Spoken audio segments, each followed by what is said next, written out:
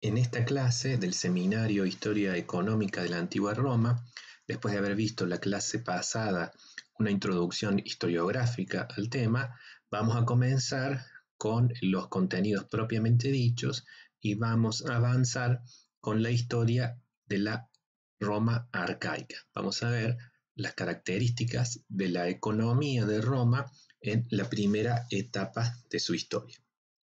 Antes de comenzar, sin embargo, tenemos que especificar, aclarar qué es lo que entendemos por economía cuando hablamos de una economía romana. Tenemos que decir que la palabra economía, que deriva del latín economía y este a su vez del griego oikonomía, de oikos, casa, y nomos, ley, es la ciencia social que estudia la extracción, producción, intercambio, distribución, consumo de bienes y servicios. También es la forma o los medios de satisfacer las necesidades humanas mediante los recursos disponibles que siempre son limitados. Con base en los puntos anteriores, podemos decir que la forma en que individuos y colectividades sobreviven, prosperan y funcionan es lo que vamos a entender aquí por economía. Claro, los antiguos romanos carecieron de una concepción clara de la economía tal como la acabamos de definir, es decir, la economía concebida como un ámbito independiente de acción humana. Tuvieron una clara concepción de muchas actividades económicas, pero lo que quiero decir con esto es que no las concibieron precisamente como algo separada de otras actividades políticas, sociales o religiosas que ellos pudieran llevar a cabo. Por supuesto, los antiguos cultivaban, comerciaban, fabricaban, depositaban y prestaban dinero. En suma, ellos siempre buscaban ampliar los recursos a su disposición, porque ello simplemente significaba más seguridad y comodidad para ellos mismos como individuos y para sus familias. Pero lo que los romanos no hicieron fue a todas esas actividades englobarlas bajo un mismo rótulo o definición y concebirlas como algo separado del resto de las actividades que ellos llevaban a cabo. Por supuesto, como los romanos pasaban gran parte del tiempo dedicadas a estas tareas que nosotros llamamos económicas, era frecuente que ellos reflexionaran respecto de las características de estas actividades. Lo que no hicieron, sin embargo, en esas reflexiones fue agruparlas bajo un concepto que las diferenciara del resto de las tareas que ellos llevaban a cabo. Es muy importante que tengamos en cuenta esta característica. Los romanos tenían una economía, digamos, sin saberlo. Cuando nosotros en los textos romanos vemos la palabra economía, que aparece raramente como un préstamo griego, se va a utilizar en el sentido antiguo del término referido a la administración de los bienes domésticos. Pero a pesar de la ausencia de un concepto claro de este tipo de actividades, nos han dejado mucha evidencia de la forma en que ellos las llevaban adelante, y esa es la evidencia que el historiador va a utilizar para tratar de reconstruir desde una mirada moderna las características de esa economía, separando artificialmente lo que para los romanos era simplemente una parte más de su vida cotidiana. Entramos entonces, sí, ya al núcleo de esta clase, lo que tiene que ver con la economía de la Roma arcaica, de la primera etapa más antigua de la historia de Roma. Y ahí podemos ver, como ilustración, una urna funeraria romana arcaica con forma de una cabaña campesina. Ya vamos a ver que corresponden a una cultura prehistórica del Lacio, que conocemos justamente como la cultura lacial. Pero antes de entrar en los detalles, tenemos que empezar hablando del espacio geográfico en el que se desarrolló la historia de esta Roma arcaica. Y ahí podemos ver en este mapa físico la península itálica, este desprendimiento de tierra que desde la Europa continental se adentra en el Mediterráneo y forma esta famosa bota, un espacio geográfico relativamente encapsulado, separado del resto de Europa por la cadena montañosa de los Apeninos. Podemos verlo de los Alpes, perdón, y los Apeninos como la gran columna vertebral de toda esa península. Lo vemos mejor en este mapa físico, quizás todavía mejor si lo acercamos un poco.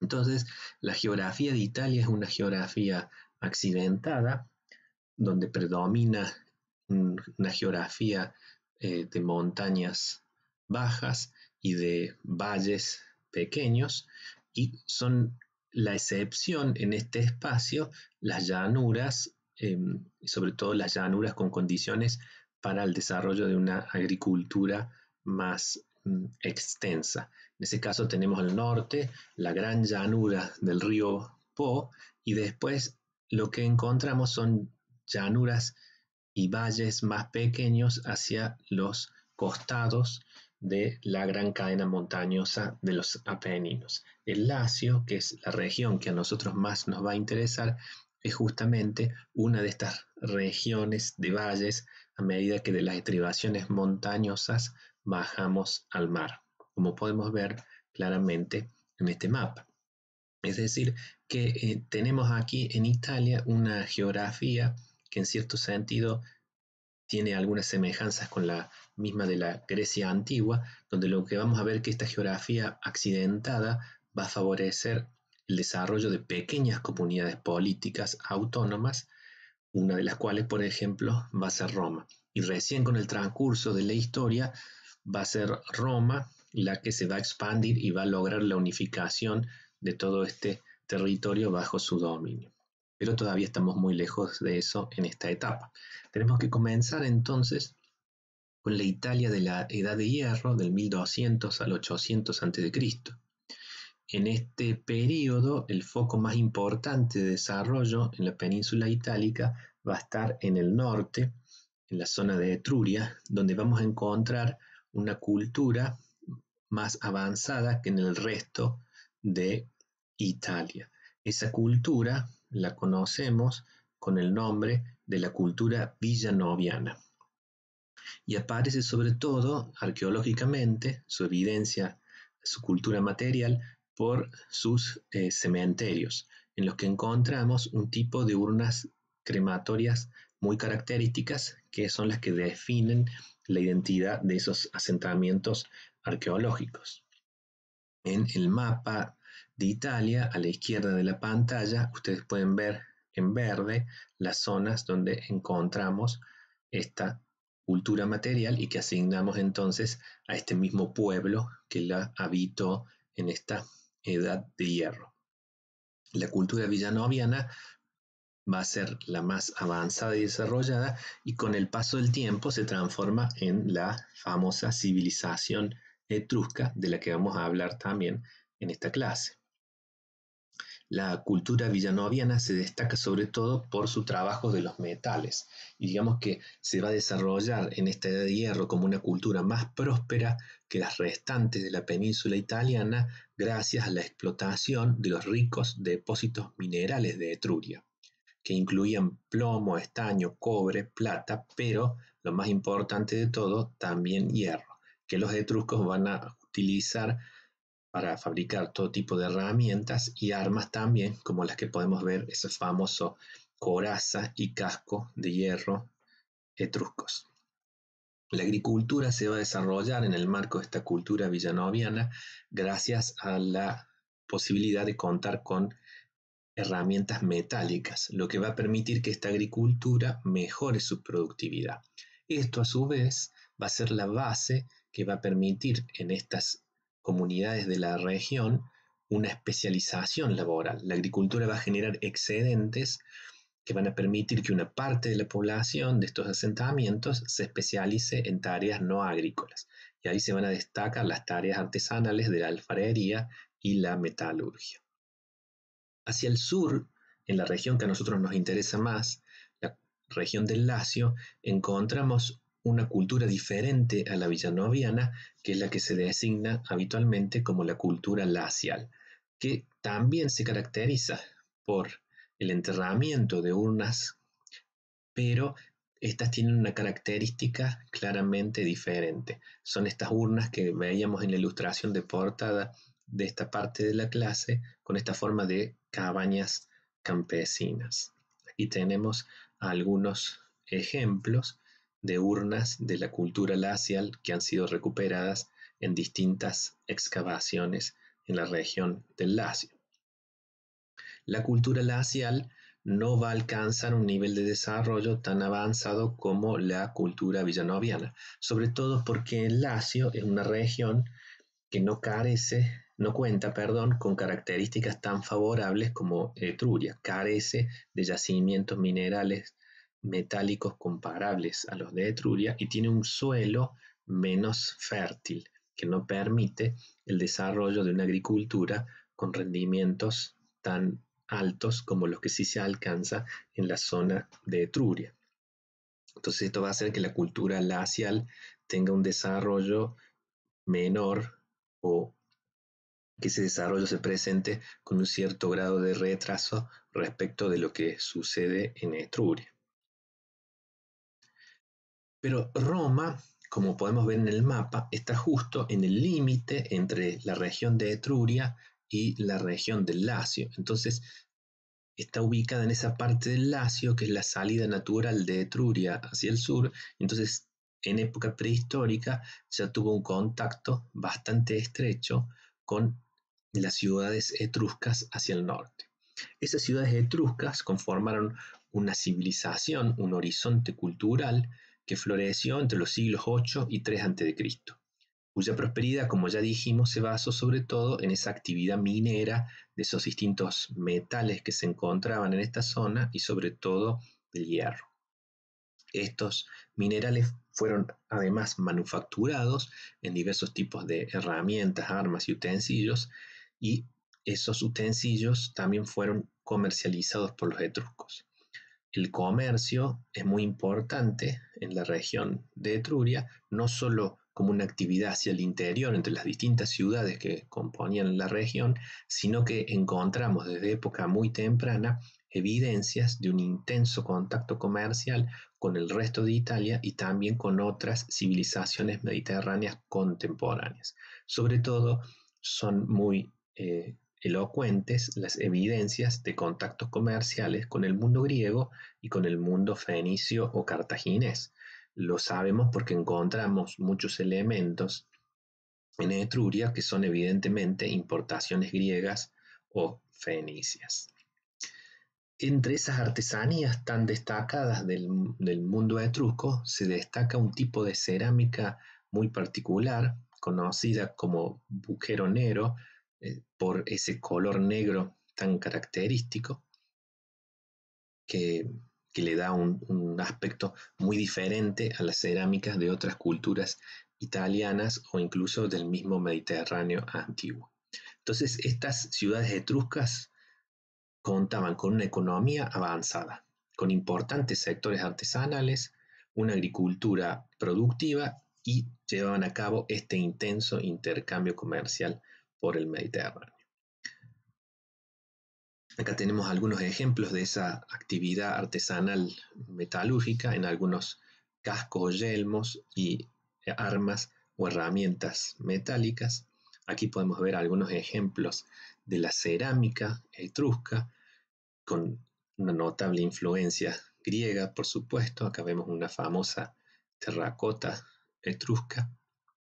Y la evidencia más elocuente probablemente de la cultura, del nivel alcanzado por esta cultura etrusca, de la riqueza de la élite que gobierna las ciudades etruscas, la encontramos en las famosas tumbas, decoradas con pinturas muy elaboradas y de gran calidad, que son un claro testimonio de la riqueza, de la prosperidad económica que habían alcanzado estas ciudades, que se concentraba esa riqueza, esa prosperidad en las manos de esa élite aristocrática. Acá tenemos la reconstrucción de una de las ciudades etruscas importantes de este periodo, que es Populonia, una ciudad portuaria. Acá ustedes pueden ver un mapa con un punto rojo que les demuestra la ubicación de Populonia en la costa. Populonia es importante porque es una de las ciudades que después primero va a introducir la moneda en el mundo etrusco, pero en una etapa más tardía, por influencia, sin duda, del contacto con los griegos y sus sistemas económicos más avanzados, sobre todo de comercio y finanzas. Entonces, si queremos hacer una síntesis más ordenada de todo lo que hemos mencionado respecto de la economía de las ciudades etruscas, tenemos que decir que tenía una agricultura desarrollada y de buen rendimiento, por las buenas características del suelo de Etruria, por el uso de herramientas metálicas, pero también, sobre todo, porque los etruscos fueron capaces de desarrollar sistemas de ingeniería hidráulica para el manejo del agua del suelo, construyendo eficientes sistemas de drenaje, cavando canales en la roca subterránea para permitir la salida del agua de los campos. Esos sistemas de canales de drenaje todavía se conservan y han sido estudiados intensamente por los arqueólogos. Se los conoce con el nombre de cuniculi. Son una de las claves del éxito de la agricultura etrusca y de su elevado nivel de productividad. Los etruscos también fueron los primeros que desarrollaron en esta región, adaptándole probablemente a los griegos la producción del vino, usándolo tanto para el consumo local, como vemos en las famosas escenas de banquete que decoran muchas de las tumbas etruscas, y también el vino se utilizaba para la exportación.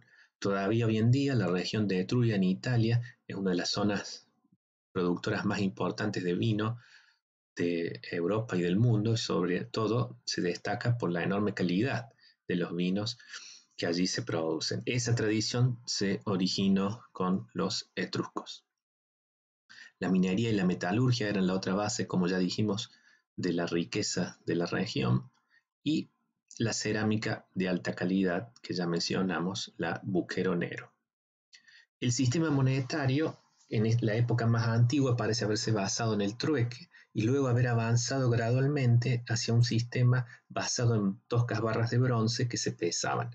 Y ese sistema va a ser el que luego, por influencia etrusca, en su época más temprana, van a adoptar los romanos, como vamos a ver en la próxima clase.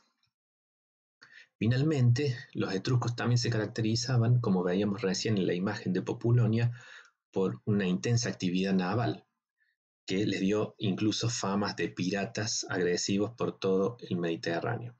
Los etruscos, en algunas fuentes incluso, aparecen mencionados como una talasocracia, es decir, como una confederación de ciudades que había desarrollado un gran poder naval. Ese poder naval es el que va a permitir el intenso comercio de los etruscos con otras ciudades, y de ello encontramos evidencias en las importaciones griegas, como el pequeño plato que pueden ustedes ver aquí en la pantalla.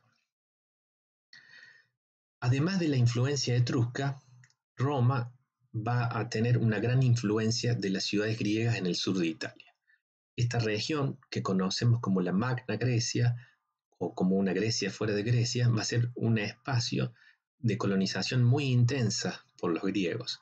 Los griegos van a fundar en esta región del extremo sur de la península una gran cantidad de colonias, que van a ser ciudades-estado independientes, que van a desarrollar una intensa actividad económica. Esas ciudades van a introducir en Italia muchas de las prácticas económicas más desarrolladas y avanzadas que los griegos ya tenían en el Mediterráneo oriental. Además, muy importante, las polis griegas del sur de Italia van a tener economías diversificadas. Vamos a tener polis agrarias, por ejemplo, Metaponto, que se ubica en una llanura agrícola bastante extensa en el sur, extremo sur de la península, pero también vamos a tener polis dedicadas casi exclusivamente al comercio, como un ejemplo podría ser Pitecusas, y después también vamos a tener polis con economías diversificadas que combinan agricultura y comercio con una intensa actividad artesanal, como va a ser, por ejemplo, la gran ciudad siciliana de Siracusa. Es decir, que los griegos introdujeron en Italia un espectro muy amplio de actividades económicas diversificadas. Entre esas actividades, los griegos introdujeron en Italia avances fundamentales, como la rueda del alfarero, un avance técnico crucial, o bienes de consumo como el aceite de oliva y probablemente el vino, y el cultivo de granos en gran escala también. Por supuesto, muy importante fue también la introducción de importantes adelantos como la construcción de puertos, el mismo sistema de escritura, la acuñación de monedas y tal vez también fueron los griegos los primeros que introdujeron en Italia las prácticas bancarias de depósitos, préstamos con interés, etc. Elementos que son clave para el desarrollo de una economía más sofisticada basada en el comercio y el intercambio. Dejando de lado ahora los aportes de estas culturas asentadas en la península itálica, nos concentramos ahora en el desarrollo inicial de la Roma arcaica, que es nuestro verdadero tema en esta clase. En el mapa pueden ver ustedes ahí el sitio del establecimiento de la ciudad de Roma con las famosas 7 colinas de las que ya vamos a hablar. Tenemos que decir que Roma estaba ubicada en una posición estratégica entre las áreas de influencia griega y etrusca en Italia.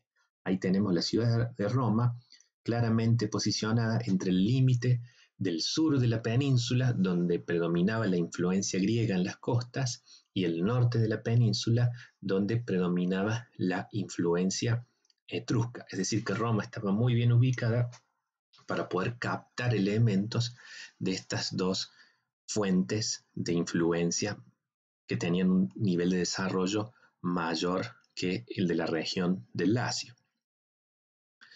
En este sitio del Lacio, el territorio que sería luego ocupado por Roma en época prehistórica fue ocupado por algunas pequeñas aldeas campesinas cuyos habitantes practicaban una agricultura y ganadería de subsistencia en una escala muy reducida.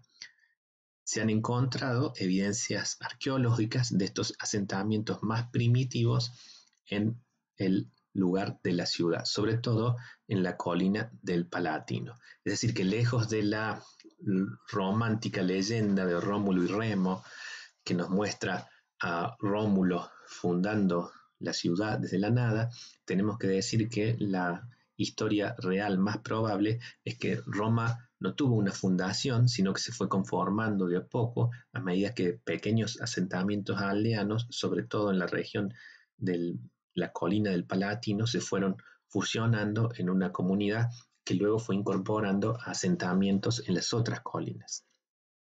Los asentamientos en la época prehistórica se concentraron sobre esas colinas porque las mismas ofrecían una protección natural respecto de las frecuentes inundaciones y desbordes del río Tíber.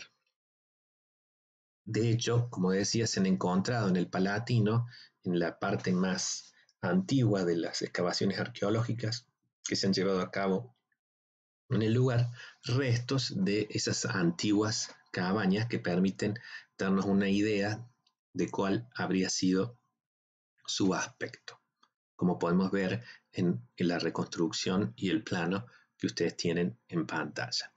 En esta comunidad campesina aldeana primitiva, el ganado era la principal forma de riqueza móvil, un hecho recordado probablemente en la palabra latina pecunia, que quiere decir dinero, y que deriva, según la etimología que los mismos romanos en época más tardía defendían, por lo menos esto nos dice el autor Varrón, derivaba de pecus, la palabra para decir ganado. Cicerón, en un pasaje famoso de su República, nos dice que en esa época las multas se pagaban en ovejas y en bueyes, porque la riqueza en esa época consistía en ganado y en la posición de pequeños huertos. De ahí Cicerón deriva los adjetivos pecuniosus y locuples, que eran los que en la época clásica se utilizaban todavía para designar a personas ricas. Es decir, alguien rico era alguien que tenía ganados y huertos. Esa sería la etimología de las palabras para designar a la riqueza en el mundo romano clásico, y los mismos romanos de esa época, como Cicerón, explicaban esta etimología por las características de esa antigua economía ganadera de los primeros asentamientos del sitio de Roma. es probable que en estas aldeas predominara la actividad ganadera y que la agricultura fuera un complemento, porque la tierra agrícola era escasa. Es probablemente esto lo que se refleja en la tradición del heredium. El heredium, de acuerdo a lo que nos cuentan los analistas romanos, era una pequeña parcela de 2 iugeras, es decir, una media hectárea de extensión, que Rómulo distribuyó entre los ciudadanos originales de la nueva fundación de Roma.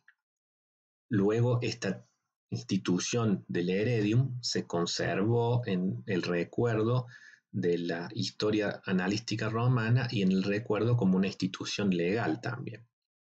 Entonces, eso nos da la pauta de que es probable de que haya existido verdaderamente en esa época bien arcaica este pequeño lote de este heredium, del cual deriva después la idea de la herencia, porque este lote era el que luego este ciudadano transmitía a sus sucesores, a sus descendientes.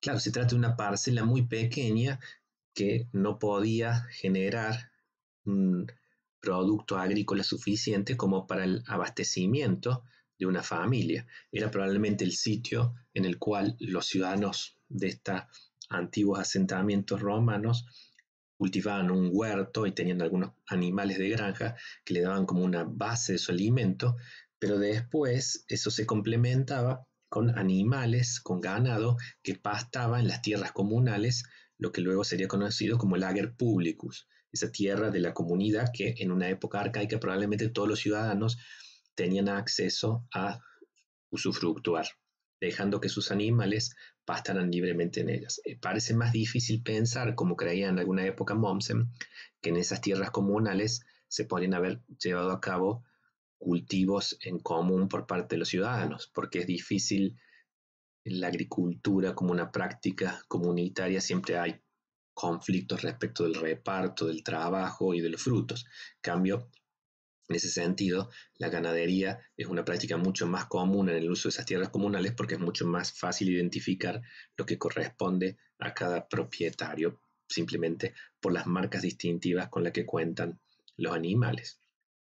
Sea como fuera, esta escasez de tierra parece confirmada por otras fuentes. En la tradición analítica también se han conservado recuerdos de la época temprana de la historia de Roma, como Roma padeció hambrunas y tuvo que ser abastecida con granos por otras ciudades para salvar esa situación. Eso sería un reflejo de estas condiciones económicas de esta Roma primitiva. Tenemos que tener en cuenta que se encontraba la ciudad ubicada originalmente en un territorio pantanoso, inundado frecuentemente por el río Tíber, en el cual no era probablemente conveniente invertir demasiado trabajo en campos que luego podían ser inundados y destruidos por los desbordes del río. Recién en una época posterior, cuando los romanos desarrollaron capacidades hidráulicas que les permitieron un mejor manejo, construyeron la cloaca máxima y desecaron la región del Foro, pudieron lograr una explotación mejor de esas tierras bajas. Entonces todo esto nos da un perfil del asentamiento original de Roma, ya en la época de fines de la Edad de Hierro, como un lugar con características mucho más primitivas que las que encontraríamos en las ciudades etruscas o en las colonias griegas contemporáneas. La evidencia arqueológica nos pone de manifiesto que esta comunidad primitiva se fue transformando con el paso del tiempo en una comunidad con rasgos más propiamente urbanos y que ese cambio hacia la urbanización de estas aldeas de las colinas romanas culminó entre finales del siglo VIII y principios del siglo VI a.C., durante lo que se conoce habitualmente como la fase orientalizante de la cultura glacial. Es decir, este sería el contexto de la verdadera urbanización de Roma, que coincidiría cronológicamente con la fecha que los mismos romanos asignaban a la fundación mítica de la ciudad en el 753 a.C. Para el siglo VI a.C., esta comunidad ya urbana había adquirido características sí que marcaban un desarrollo mucho más avanzado. Por la influencia etrusca y los contactos griegos, y además Roma se integró durante el siglo VI a esa esfera de dominación etrusca, y esto es probablemente un hecho histórico, lo que se conserva en el recuerdo de la tradición de los famosos reyes etruscos que gobernaron Roma en el siglo VI y que introdujeron probablemente un esquema social semejante al de las ciudades etruscas, con un desarrollo económico mayor, con contactos económicos más intensos, con una explotación más avanzada de la agricultura, la tecnología etrusca para el drenaje de los campos fue adaptada por los romanos y permitió un mejor aprovechamiento de los suelos en estos terrenos inundables. Y todo eso fue la base que permitió un crecimiento de la población y una mayor diversidad en las actividades económicas, con el asentamiento también probablemente en la ciudad de artesanos que llevan a cabo otro tipo de actividades. En esta imagen podemos ver la famosa maqueta de la Roma arcaica que se encuentra actualmente en Roma en el Museo de la Civiltà Romana, que podemos ver la maqueta de más cerca. Esta maqueta fue realizada a partir del análisis comparado de la fuente histórica y de los hallazgos arqueológicos. Así que nos muestra cómo lo que sabemos actualmente sobre la reconstrucción de Roma en este periodo. Reproduce a escala 1000 el área urbana de Roma y el territorio circundante en esa época que está a caballo entre el periodo monárquico y el republicano, es decir, entre los siglos 6 y 5 a.C. Ese habría sido, de acuerdo a lo que conocemos, el aspecto de la ciudad y su entorno en esa época. Podemos apreciarlo mejor en esta otra imagen, donde podemos superponer esta línea para que reconozcan el trazado de las murallas de Roma. La famosa muralla serviana, que fue una construcción de este periodo asociada por la tradición a los reyes etruscos y que fue una clara manifestación del cambio de la ciudad y de su proceso de urbanización. Aquí en esta imagen podemos ver la maqueta más desde arriba, donde podemos distinguir además muy bien las diversas colinas que conformaban los asentamientos originales de la ciudad. Aquí está la doble colina del Capitolio, aquí el Palatino,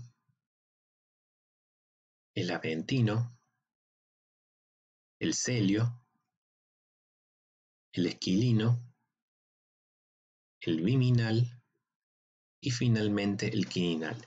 Y en la zona entre todos estos montes media que está luego el territorio que es el Foro posteriormente. En este periodo, la construcción de templos y otros edificios públicos y el hallazgo en el Lacio de tumbas suntuosas ponen en evidencia una complejización de la organización política, social y económica de esta comunidad. La economía romana se había desarrollado y ya era capaz de generar un excedente y un nivel de riqueza mucho más importante que en los periodos precedentes.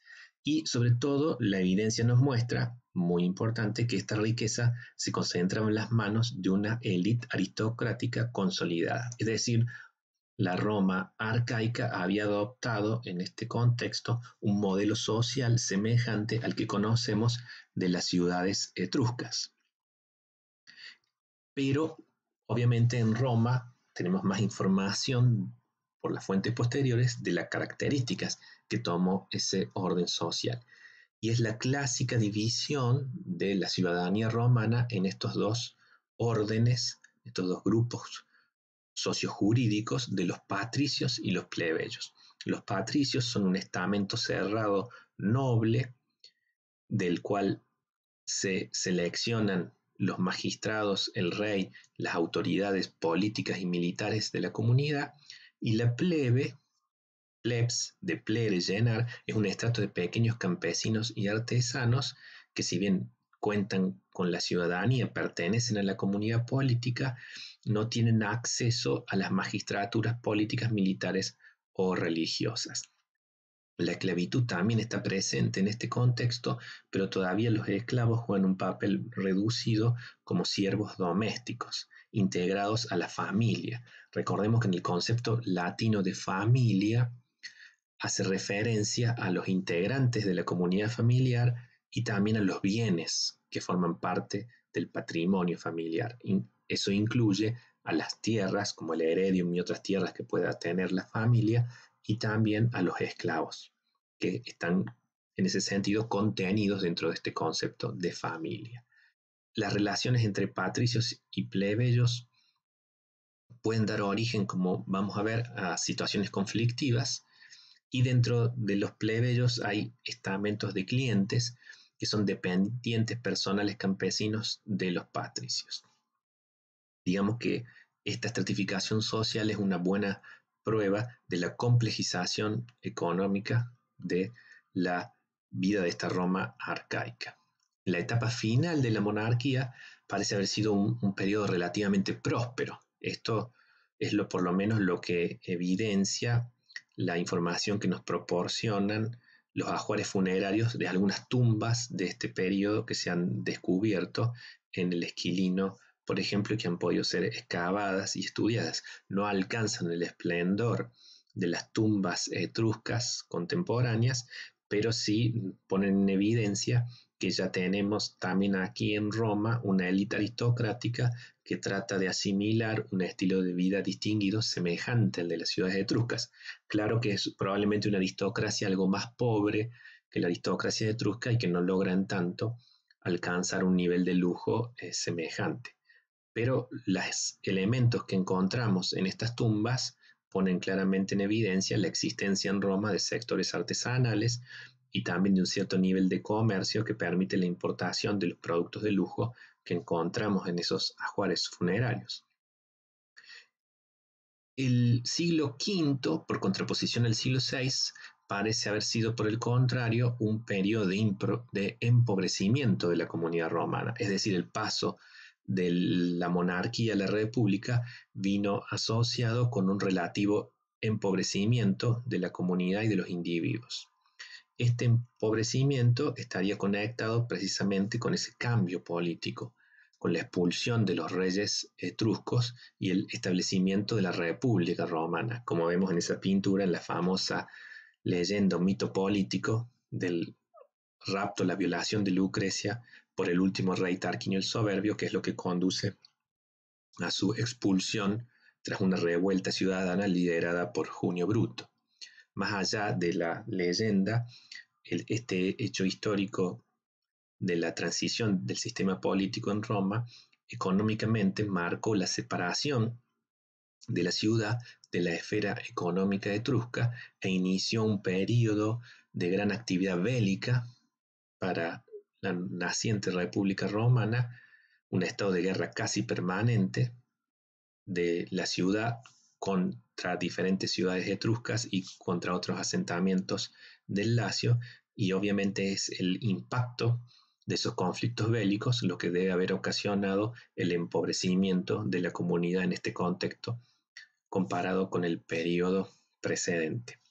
Pero eso es algo que ya vamos a continuar en la clase que viene, en la que vamos a ver cuáles son las características de ese periodo de crisis y cómo ese periodo de crisis da el impulso inicial para uno de los que va a ser los rasgos más distintivos e importantes de Roma en los periodos históricos siguientes, que va a ser su expansión militar y territorial.